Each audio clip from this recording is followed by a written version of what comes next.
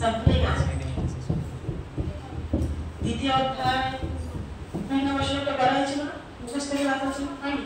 দ্বিতীয় অধ্যায় না অষ্টম অধ্যায় নবম শ্লোকটা না হ্যাঁ 9 থেকে দ্বিতীয় অধ্যায় 2 নম্বর শ্লোক না জায়তে নিয়তে লাগাছিন নয়ন ভূতা ভবিতা বাগম্য অজনিত্য শাস্ত্রে পুরাণ নমনতে মন্দমানে শরীর সেটাই হোক আজকে একটা ছোট সব ভুলে গেছে।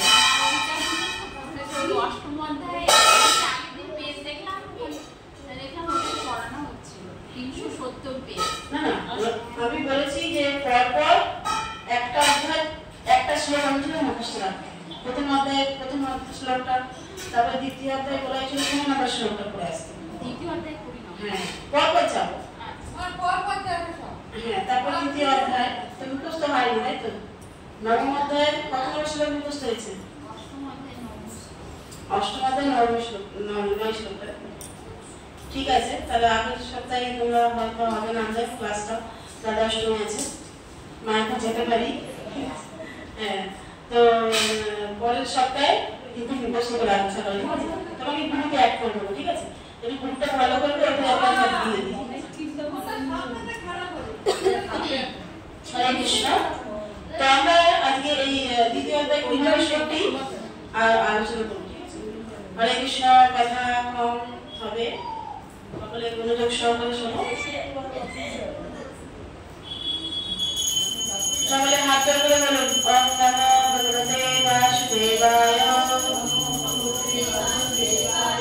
ওম নমো ভগবতে বাসুদেবায়, ওম নমো ভগবতে বাসুদেবায়, ওম নমো ভগবতে বাসুদেবায়। তো আমরা দ্বিতীয় অধ্যায় সাংখ্যযোগ শ্লোক সংখ্যা 20, আমার পরে পরে একটু বলার চেষ্টা করবে সকলে। বলুন না জায়তে নিয়তে বা কদাচিৎ নায়ং ভূতা ভবিতা বান ভূয়ো অজনিত্য শাশ্বতয় পুরাণ নহন্যতে মন্দমানে শরীরে। আচ্ছা এই শ্লোকের অনুবাদ আমি এটি 25 শুনে নিয়ে সকলে পরে পড়ার চেষ্টা করি। আত্মার কখনো জন্ম হয় না বা মৃত্যু হয় না, আত্মার কদাচিৎ উৎপত্তি হয়নি, হচ্ছে না আর হবেও না। আত্মা জন্মরহিত, শাশ্বত, নিত্য এবং পুরাতন হলেও চির নবীন। শরীর নষ্ট হলেও আত্মা কখনো বিনষ্ট হয় না। এই হরে কৃষ্ণ কথা হবে না, এদিকে আসো, তুমি এদিকে আসো। সরি না চলে আসো। ও ভালো ছিল। হ্যাঁ বসো বসো বসো বলো বলো, এদিকে বলো, আমার দিকে বলো, এদিকে বলো, আমার দিকে বলো। হ্যাঁ বলো আত্মার কখনো জন্ম হয় না বা মৃত্যু হয় না, আত্মার কদাচিৎ উৎপত্তি হয় না, হচ্ছে না আর হবেও না।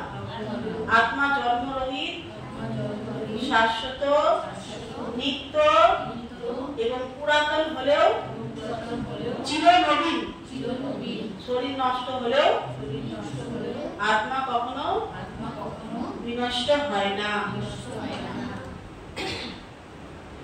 তো এগুলো আছে কি বলছে শ্লোকটায়? আত্মা কখনো জন্ম হয় না, মৃত্যু হয় না, বিনষ্ট হয় না, এ হচ্ছে চির নিত্য শাশ্বত। বুঝতে পারলে? আত্মাটা কি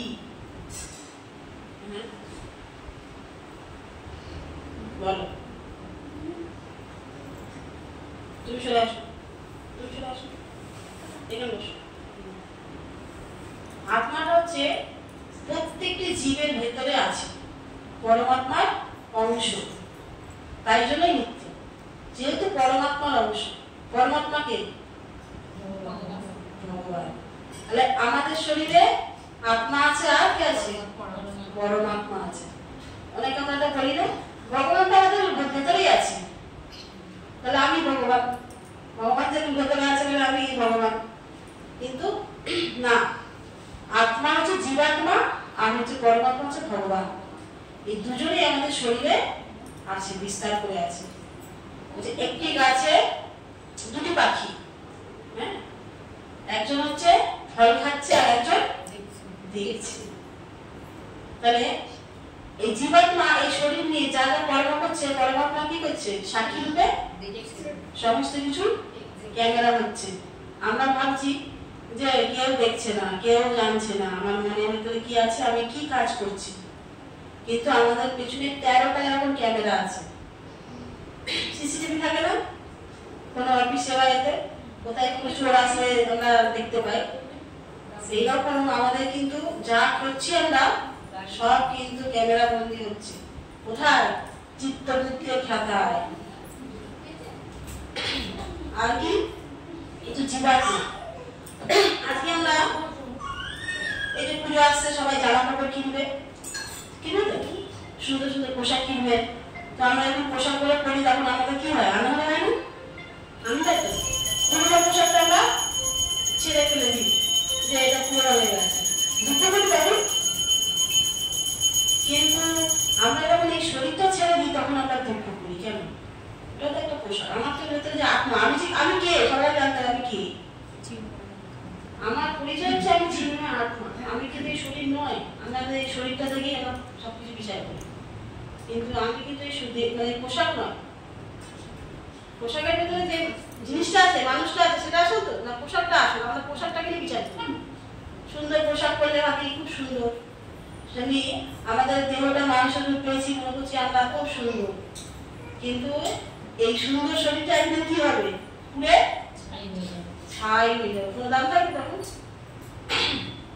কিন্তু আত্মার একটা নতুন পোশাকে চলে যাবে, কারণ আত্মা কখনো মৃত্যু নেই, জন্ম নেই, নষ্ট হয় না। তাকে কখনো পোড়ানো যায় না, হাওয়াতে শুকানো যায় না, জলে ভেজানো যায় না।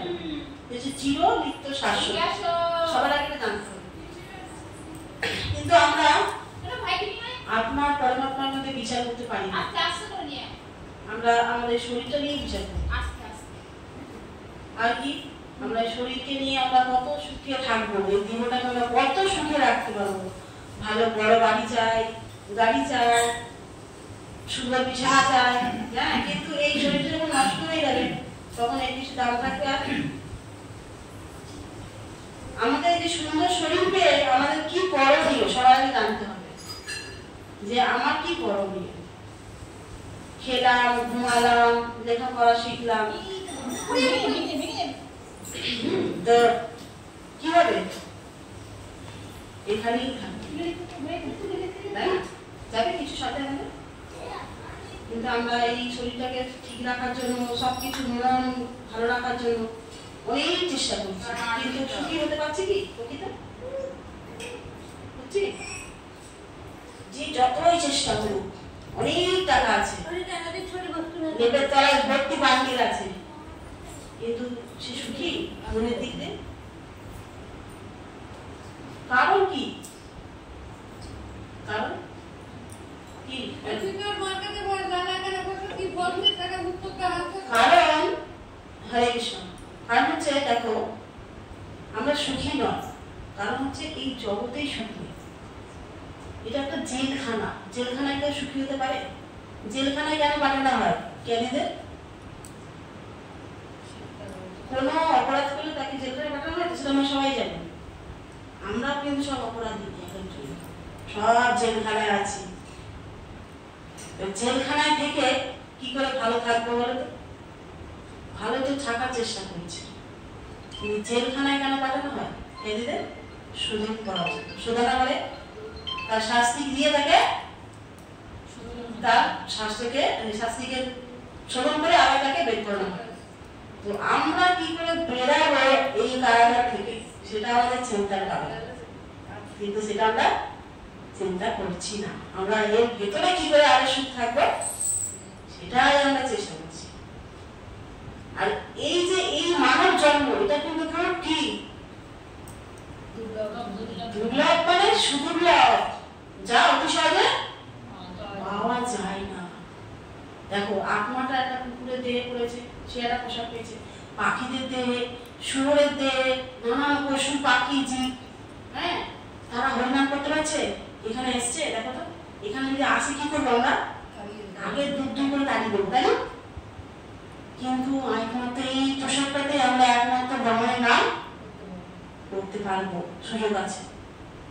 আর এই জেলখানা থেকে বেরিয়ে চলে যেতে পারবো। কোথায় যাবো?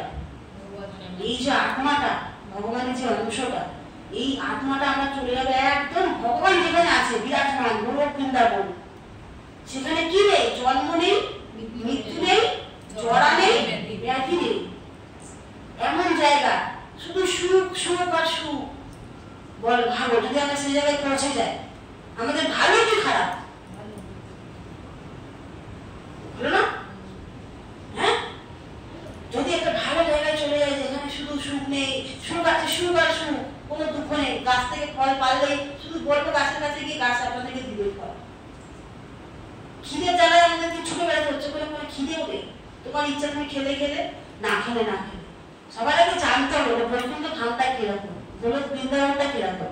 আমরা জানি না। প্রথমে তো আমরা জানতাম কোথায় আছি, জেলখানা বন্দি। জেলখানায় থেকে আমরা কি কত কিছু আশা করছি পাবো। যতবার সুখ খুঁজতে যাচ্ছি আর আটকা পড়ে যাচ্ছি, সুখ খুঁজতে যাচ্ছি আর একটু কিছু করে সুখ, তারপরেই দুঃখ, তাই না? নাকি ভুল বলছি? না, যাদের পয়সা বেশি আছে তাদের আবার দুঃখ কিসে, তাই না? হ্যাঁ, দেখো যে যা মানে জেলখানারও ভাগ আছে। যদি আগের জন্য সে ভালো কর্ম করে এসছে তাহলে একটু দুঃখ কম তার, আর যারা কর্ম খারাপ করেছে তারা এখানে কষ্ট পাচ্ছে, এটা ভালো। কর্মগুলো খারাপ কেটে যাচ্ছে, পাপগুলো নষ্ট হয়ে যাচ্ছে। হ্যাঁ, এই যে বাবা কৃষ্ণ নাম, কৃষ্ণ নাম করলেই দুঃখ, কৃষ্ণ নাম করবো না, কালীমাকে রাখি, কালীমা বাঁচিয়ে রাখবে। কিন্তু কৃষ্ণ নাম করা তো সহজ না। যে সমস্ত পাপ থেকে মুক্ত হতে পেরেছে সেই কৃষ্ণ ভক্ত হতে পেরেছে, অত সহজ না তার চরণে আশ্রয় গ্রহণ করা। একবার যদি আশ্রয় গ্রহণ করেনি তাহলে কি হবে? ভগবানের চরণে একবার আশ্রয় গ্রহণ করেনি, ভগবান আর তাকে কখনোই ত্যাগ করবে না। তার প্রমাণ কি আছে?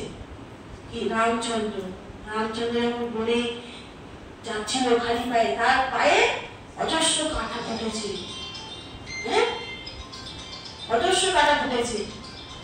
তো তার ভাই লক্ষ্মণ তার সেবা করছে, চরণ সেবা করছে, দেখছে পায়ে কাঁটা ফুটে আছে, রক্ত পড়ছে, তো তাকে চেষ্টা করছে কাঁটাগুলো ছাড়াবার। মনে বলছে লক্ষ্মণ তুমি এগুলো করো না, তুমি আমার এই কাঁটাগুলো সরিয়ে নাও চরণ থেকে। তো আর দেখা করিল না, শুধু এটুকু করলো। তারপরে লক্ষ্মণ কি করেছে, তার বন্ধুকে বলেছে সীতাকে, সীতা মা প্রভুর চরণে আমি সেবা করতে গেছি, কিন্তু প্রভুর চরণে রক্ত বেরাচ্ছে, কাঁটাগুলো ফুটে, আর প্রভু ওগুলোকে সরাতে দিচ্ছে না। তখন সীতা মা বলছে আমি একটু তোমার চরণ সেবা করি। তখন সীতা মা চরণ সেবা করতে করতে চেষ্টা করছে। তখন রাম বলছে না সীতা, তুমি এই কাজ করো না, কারণ আমি সবাইকে প্রতিজ্ঞা করেছি যে আমার চরণে আশ্রয় নেবে আমি তাকে কখনো ত্যাগ করবো না। তো এই কাঁটাগুলো আমার চরণে আশ্রয় নিয়েছে, আমি তাদেরকে ত্যাগ করতে পারবো না। যে করে আমার আশ আমি করি তার সর্বনাশ, যদিও যেমন সে না ছাড়ে আমার বললাম আপনাকে, বললাম মহাশে কোলে নিয়ে বলছে আমি তোমার দাস। ভগবান বলছে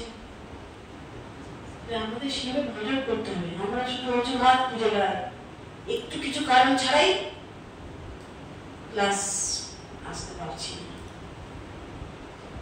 তাহলে কি করে আমরা ভক্ত হব? আমাদের সেই চেষ্টাই নেই। আমাদের সেই চেষ্টা থাকা দরকার, নিজে হবে এবং চেষ্টা করতে হবে। আর ভগবান কিসে খুশি হয়? বলছে প্রচার, কৃষ্ণ নাম প্রচার করতে হবে। তার জন্য যারা প্রচার করছে তাদেরকেও সহযোগিতা করতে হবে। আমি নিজে করতে পারছি না, যে করছে তাকে আমি একটু সহযোগিতা করি। কিভাবে সহযোগিতা করবো? আমি নিজে যাবো সেখানে। আমাদের এতে কি দরকার আছে? যারা প্রচার করছে তাদের কি দরকার? তাদের ভক্ত হয়ে গেছে, কি দরকার আছে নতুন করে কাউকে ভক্ত বানাবার, বা তারপরে সেখানে গিয়ে ক্লাস দেওয়ার, বা তাদেরকে চেষ্টা করা কৃষ্ণ কথা শোনাবার? কি দরকার আছে? কেন? তাদের মঙ্গলের জন্য তো। আর কি তাদের শাস্ত্র আছে? কি স্বার্থ? ভগবানকে খুশি করা, তাদের স্বার্থ আছে। বলছেন আমরা এক পাও কিন্তু এগোই না, মানে কিছু স্বার্থ ছাড়া। যে আমরা ভগবানের নাম প্রচার করি, ভগবান খুব খুশি হয়, বলছে যে আমার নাম প্রচার করে আমি সব সময় তার সঙ্গে থাকি। তোমাকে সেই চেষ্টা করতে হবে। আমরা এত অজুহাত দিয়ে দিই, সংসার সংসার সংসার করে গেল কাল, লাভ না হইল কিছু, ঘটিল জঞ্জাল। সংসারে থেকে আমাদের কিভাবে ভজন করতে হবে, চেষ্টা করতে হবে। কারণ কি বললাম, একটাই মাত্র সুযোগ। যেমন এই একটা সুযোগ, জংশন, সব জায়গা থেকে ট্রুকলার ট্রেন ছাড়ে, ছাড়ে হাওড়া জংশন থেকে সব ট্রেন ছাড়ে, তাই না? তাহলে আমাদের হাওড়া যেতে হবে, তবে আমরা ট্রুকলার ট্রেনে যেতে পারবো। তা আমরা এই যে মানুষের জন্ম পেয়েছি, ঠিক আছে, এইটা যে জংশন, এখান থেকেই আমরা পরিবর্তন যেতে পারবো, আবার এখান থেকেই বড় যেতে পারবো। এই যে একটা পশু আছে না, ছোট ছিল, তাদের কিন্তু কোনো পার্থক্য নেই। আমরা মনে করছি বাঘ তো গলিতে ধরে খাচ্ছে, পাপ করছে না। কেন পাপ করছে না? কেন? তার খাদ্য হচ্ছে ওটা, ভগবানটা লিখে দিয়েছে। পাপ নেই, কোনো জীবের কোনো পাপ নেই, একমাত্র মনুষ্য জন্মের পাপ আছে। তুমি মানুষ জন্ম হয়ে এসেছো, তোমার কি কর্তব্য আগে জানতে হবে। তোমার কি ধর্ম, ধর্ম মানে কি? ধর্ম মানে কি?